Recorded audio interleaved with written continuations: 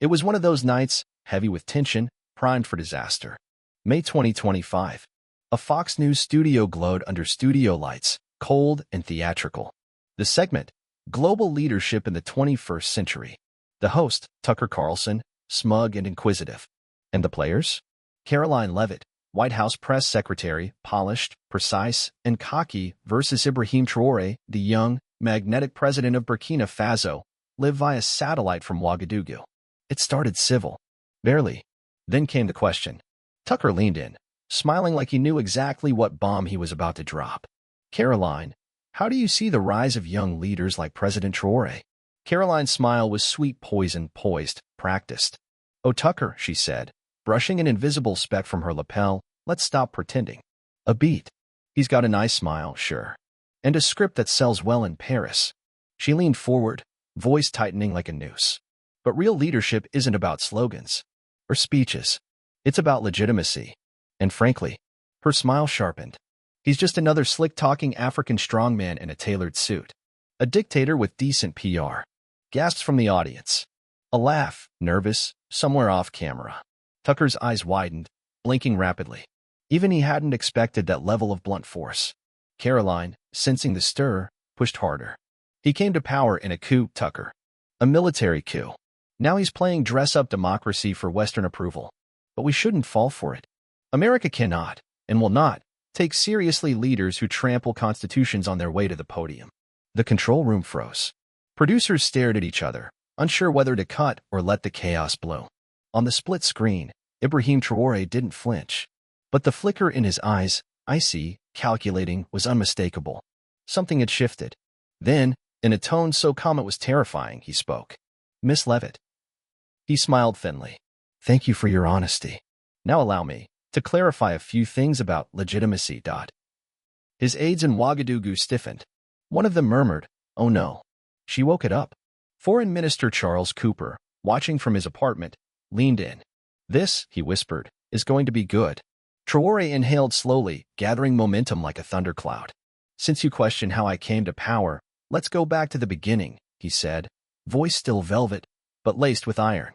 The government we removed was bleeding this country dry, selling our land, our gold, our future to foreign corporations, while 2/3 of our people starved. The audience back in the studio shifted. Tucker leaned forward, sensing blood in the water, just not Karoline's. Since then, Ibrahim went on, we've held 4 municipal elections. Turnout? 89%. Higher than any recent U.S. election. Verified. Transparent. Observed by 23 international bodies. He looked directly at the camera. We didn't fake democracy. We built it. Karoline tried to cut in. That doesn't change. I'm not finished, he said. Calm shattered. His voice now carried steel and fury. And about this propaganda you mentioned? He clicked something off camera. Charts appeared, neat and damning. GDP up 127% in 3 years. Extreme poverty down from 67% to 23%. Infant mortality halved. Literacy from 34% to 81%. Pause. These aren't our numbers. They're from the World Bank, the IMF, the WHO, even the American State Department. He let it sink in. Then, cool as ice, are you calling your own government a liar, Mrs. Leavitt? The studio went quiet, deathly quiet. Karoline stiffened. Her mouth opened, then closed. Her next line stumbled out. Well, numbers can always be. You're welcome to visit, Traoré said, flashing a razor smile. We're not hiding our progress. Can the same be said of Flint, Michigan? Audience laughter. Applause. And then he twisted the knife. Oh, and Karoline, while we're discussing legitimacy, how many popular votes did Donald Trump lose by again, before taking office? His voice dripped with casual contempt. How many times has America crowned a president the people didn't choose? Karoline said nothing. Her silence bloomed like an oil spill. Ibrahim adjusted his jacket. Voice low, lethal. Let's talk about results. 2,247 schools. 73 hospitals. 340 health centers. Universal health care for 94% of citizens in 3 years. He cocked his head. And America? 45,000 die annually because they can't afford care. 37 million in poverty. Bridges collapsing. Trains derailing. A nation choking on its own contradictions. Karoline tried one last time to salvage ground. Her voice was tight, brittle. But the U.S. is larger, more complex. He didn't laugh. He didn't need to. He just leaned forward and said, "No, Miss Leavitt. It's just more practiced at performing democracy, not living it." The audience erupted. Applause, cheers, gasps. Even Tucker had to sit back, hands steepled, mouth slightly agape. And Karoline? She sat frozen. Her smirk was gone. Her career, as everyone in that studio knew, had just been burned alive on live TV. Tucker Carlson, polished as ever, leans in with that signature smirk. But beside him, President Ibrahim Traoré wears a smile with the weight of iron beneath velvet. Ibrahim coolly, his smile cutting through the air. Exactly. The U.S. has a defense budget 200 times larger than ours. Yet basic problems, healthcare, homelessness, crime persist. So I ask, with all that power and money, why can't they fix the fundamentals? A pause. He lets the weight sink in. Is that the mark of true leadership? Or just expensive failure? Gasps. Murmurs. A few sharp claps from the audience. Tucker blinks, eyebrows raised, caught off guard, but intrigued. Tucker. President Traoré. Those are some very pointed comparisons. Ibrahim turns, slow and deliberate, toward Karoline Leavitt, the White House press secretary. Her spine straightens. Her jaw tightens. Ibrahim, voice smooth, but with a steel edge. They're necessary, Mr. Carlson. Especially when my legitimacy is questioned by someone defending a system that can't serve its own people. He locks eyes with Karoline. The studio temperature seems to drop. Ibrahim. Miss Leavitt. You called me a dictator. Let's unravel that, shall we? His voice sharpens. Dictators jail critics. We have a free press that roasts me daily. Dictators rig elections. Ours are monitored by international observers. Dictators hoard wealth. I earn a state salary, and I donate more than half of it to education. He leans forward, eyes blazing. And dictators smear opponents with propaganda instead of facts. Exactly what you just tried to do. The crowd shifts. Someone whistles. Karoline's lips part, but no words come. Karoline, shaken, voice cracking slightly. That's not fair. Ibrahim, softly, mercilessly calm. Truth rarely is, especially when it exposes the rot behind a smiling mask. He leans back, but he isn't done. Ibrahim, you want to talk legitimacy? Fine. Let's talk American fingerprints on African soil. He gestures.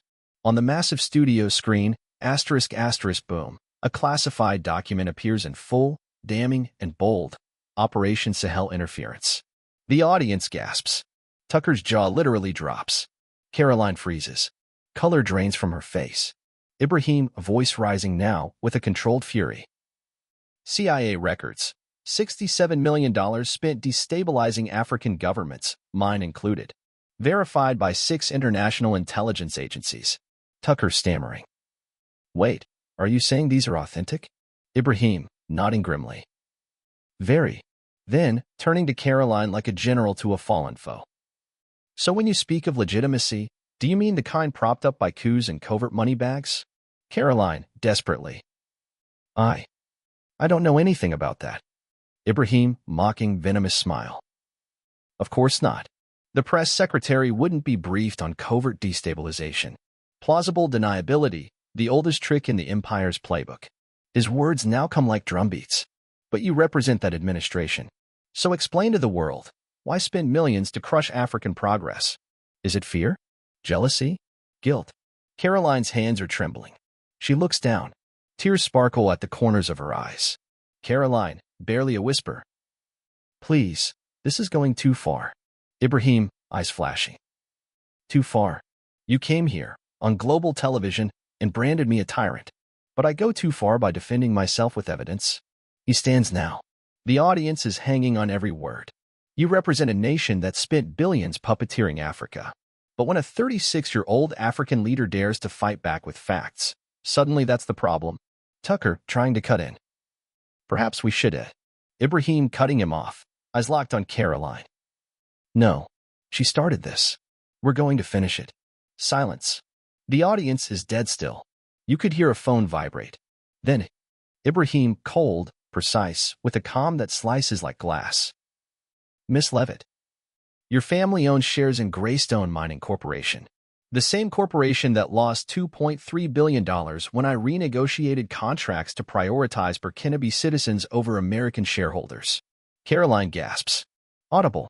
Someone in the crowd shouts, damn. Karoline, hoarse, stunned. How do you know that? Ibrahim, smiling with icy triumph. Because unlike you, I come prepared. SEC filings. Public records.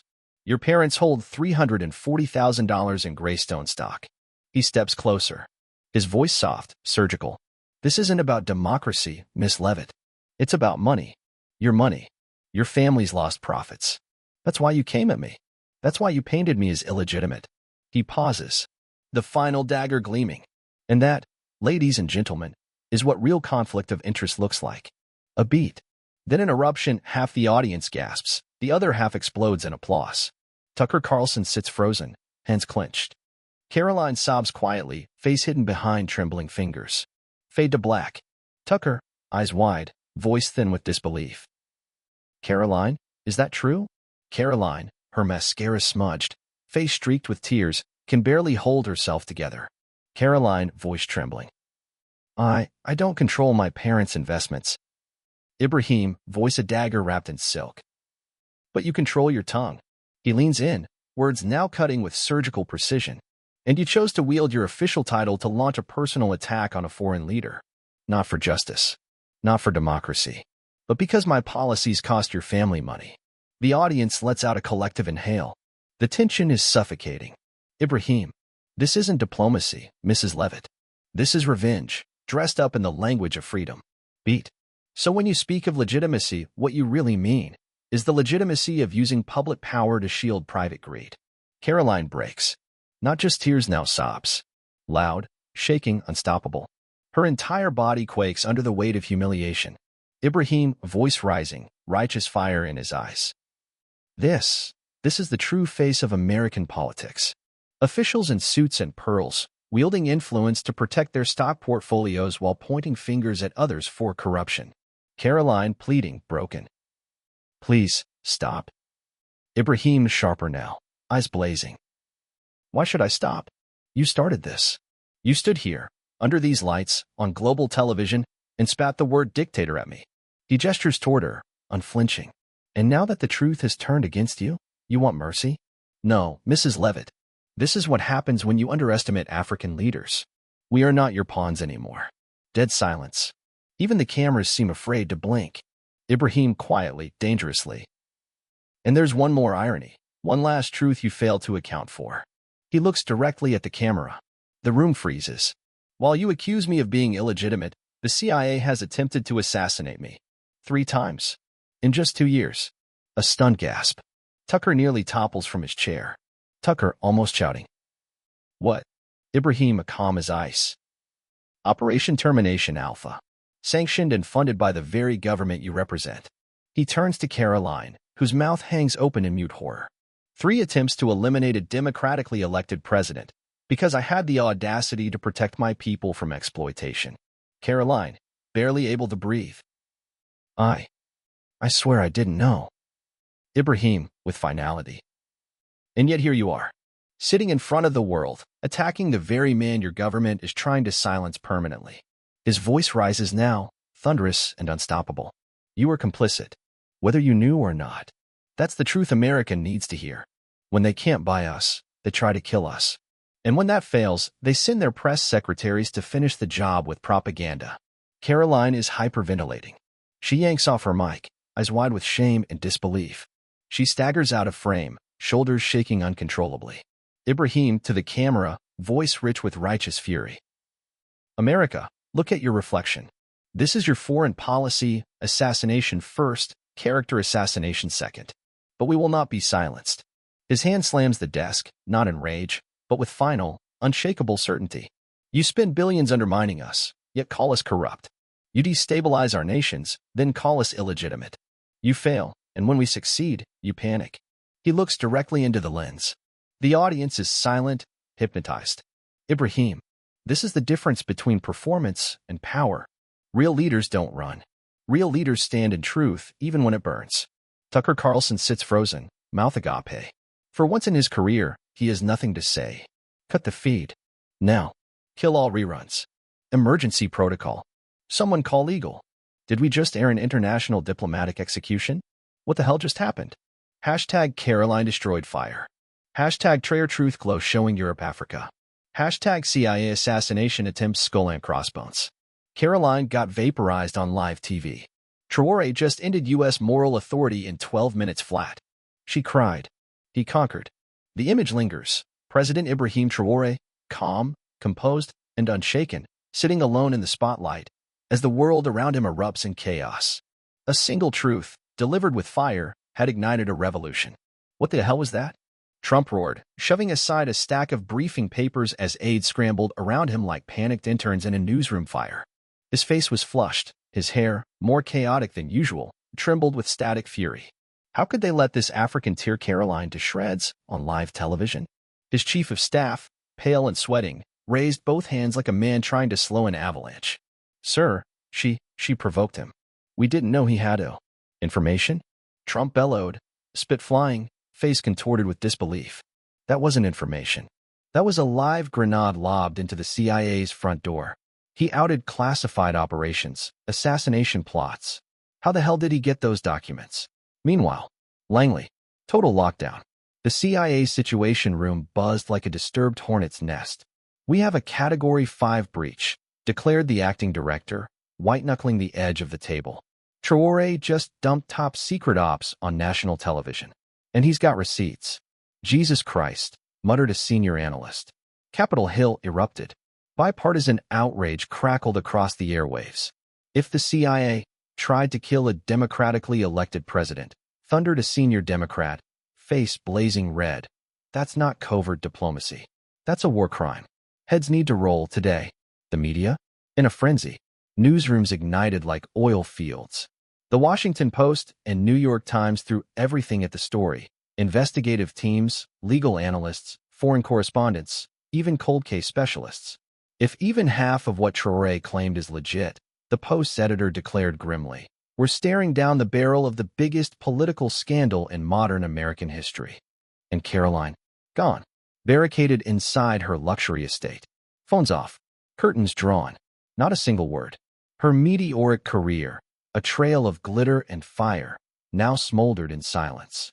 She thought she was walking into a polite chess match, said one analyst on cable news.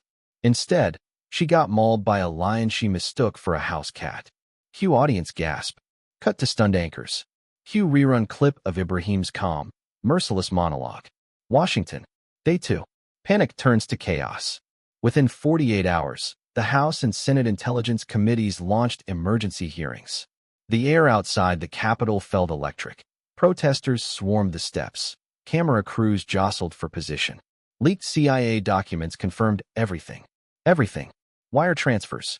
Covert kill orders. Ops names like Black Lotus and Sandagger. Mr. Director, barked Senator Chuck Schumer, slamming his fist on the table. The documents show 3 authorized assassination attempts on President Traoré. Explain that. The acting CIA director blinked. Swallowed. Stammered. Senator, I can neither confirm nor deny. Bull, snapped a Republican from Florida. These aren't Cold War fantasies. You targeted a head of state, an ally. This is murder, not politics. The evidence kept pouring in like a tidal wave. Coded memos discussing permanent neutralization.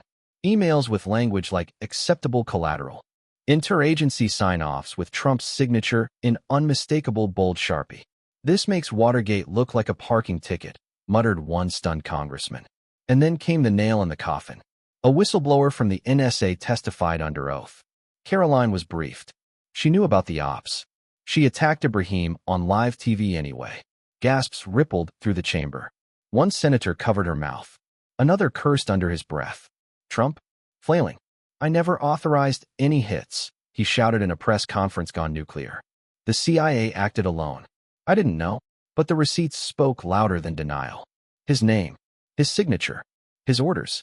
President Trump has lied to Congress and the American people, the Speaker of the House said flatly. Impeachment proceedings begin tomorrow morning. And Ibrahim? Cool as ever. Unshaken. Taking calls from world leaders. President Traoré, France condemns these shameful attempts on your life, said Macron solemnly. Europe stands with you. Putin, blunter. America just unmasked itself. The empire is rotten. China, strategic. You protected our mining rights, Mr. President. We protect our allies. One man, one broadcast. Global detonation. Within a week, the diplomatic world turned upside down. 47 countries condemned the U.S. 23 expelled American ambassadors. The African Union severed ties entirely. America has lost all moral legitimacy, declared the AU's president. We do not negotiate with assassins. Trump, cornered, desperate, sweating on national TV, tried one last gambit. Traoré forged it all. Fake news. This is a setup. The world didn't buy it. Not this time. And just like that, an African leader once dismissed as inexperienced and harmless had flipped the script, torched the stage, and left Washington in ruins. The empire blinked. The world turned. And Ibrahim Traoré didn't just win a debate. He won history. The truth hit like thunder. Wave after wave of whistleblowers flooded Washington, veterans from the CIA, NSA, the Pentagon, unshackled, furious, and ready to burn it all down. Ibrahim Traoré told the absolute truth, said one ex-CIA operative, voice sharp, unwavering. We tried to kill him. 3 times. Why? Because he said no to American corporations. A stunned silence followed. Then chaos. Karoline, cornered, crumbling. No longer the ice-cold strategist in a power suit. She now stood before a grand jury, her reputation in tatters, the ghost of her once glittering future swirling around her like smoke. She wasn't just complicit, snapped a federal prosecutor. She used her position to smear a man the U.S. tried to assassinate. That's not politics. That's obstruction of justice. Cameras flashed as Karoline was led out of her townhouse in handcuffs. The world watched and turned. Brazil's president thundered across airwaves. Traoré didn't just survive, he stood tall. He showed more courage than Washington has in decades. Even America's most loyal allies began to flinch. How do we trust a government that orders assassinations, then lies about it? Asked Canada's Prime Minister gravely. This is not the America we allied with. And Ibrahim? He soared. Everywhere, his name echoed like a song of defiance. Oxford, Harvard, the Sorbonne. Honorary degrees stacked up like medals. Students in Ghana chanted his name at rallies. In South Africa, murals went up overnight, Ibrahim with a lion's mane, microphone in one hand, truth in the other. The Nobel Committee debated a historic move, a peace prize not for ending a war, but for surviving one started in secret. Ibrahim Traoré proved that the truth, wrote The Guardian, can dismantle empires more cleanly than bombs. Back in the U.S., the ground shook. Literally. New polls dropped. 73% of Americans supported Trump's impeachment. Even loyal voters couldn't deny the facts now splashed across every screen. Our own people have turned on us, muttered a grim Trump aide, eyes hollow. A commentator said it best, Traoré didn't just destroy Karoline. He toppled the illusion. An entire imperial fantasy collapsed, and all it took was one man, one voice, and one unstoppable truth. And so came the reckoning. Trump, disgraced and impeached, now wore an orange jumpsuit beneath the sharp glare of federal prison lights. Charges: conspiracy to commit murder, obstruction of justice, abuse of power. No press conferences now. Just cold interviews behind plexiglass. And then a history was made. The United Nations. Packed to the rafters. Watched by 2 billion people, the largest global audience in history. A single spotlight illuminated the podium. Then, he stepped forward. President Ibrahim Traoré. 6 months ago, he began, his voice deep, calm, controlled. An American official called me an illegitimate dictator. A beat. A slow rise of applause. Today, the world knows who truly threatens democracy. The crowd erupted. Standing ovation. Delegates pounded desks. Cameras shook. Then came the bombshell. The African Renaissance Initiative, Traoré announced. 54 nations. One vision. No more dependency. No more begging for aid. We chart our own course. We don't need America's permission to succeed. The U.S. delegation sat stone-faced. China? Smiling. Russia? Applauding. Europe? Desperate to keep up. Africa is not a colony, said China's premier days later. Under Traoré, it is a partner. Sovereign. Strong. The economic aftershock? Catastrophic. American corporations bled trillions as African nations tore up contracts.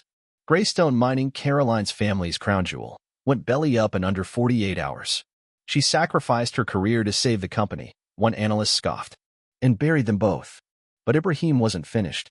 Months later, at the University of Ouagadougou, he stood under an archway bearing a new name: the Karoline Leavitt Institute for the Study of Diplomatic Failures.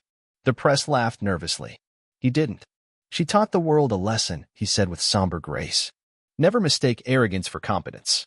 Her name will remind future diplomats. Don't underestimate Africa. Ever. And in the end, Trump, gaunt and bitter in a prison interview, gave one last admission. That African kid, he destroyed everything. I've never underestimated anyone so badly. Karoline, now inmate number 44289, watched the Nobel ceremony from prison. Tears streamed down her face as Ibrahim took the stage. He held up the golden medallion and smiled gently. Sometimes, he said, our greatest enemies give us our greatest gifts. A pause. The audience leaned in. Karoline Leavitt tried to destroy me. Instead, she gave me the world's microphone.